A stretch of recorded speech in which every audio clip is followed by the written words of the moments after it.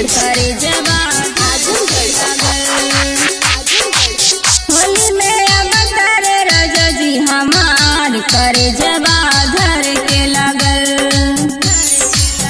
सखी अवतार राजा जी हमार करे जवा धर के लगल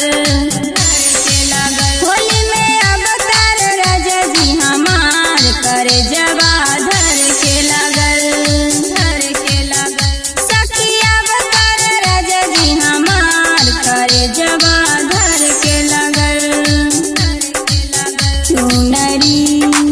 सर के लागल चुनरी सर के लागल चुनरी डीजे मुकेश यादव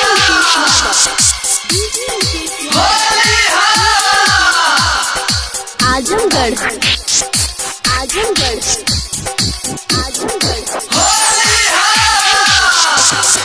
बोले चूड़ी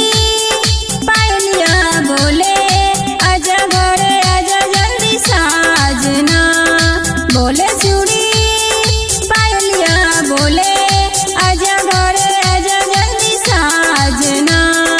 देवरा बड़ा सता बेला अंग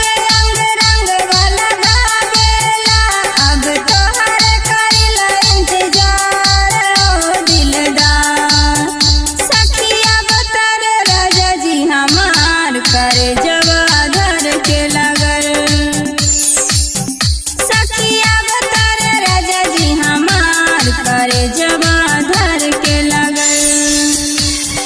डीजे मुकेश यादव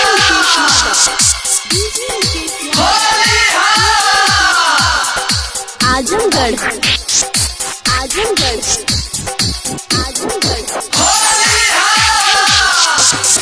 बिना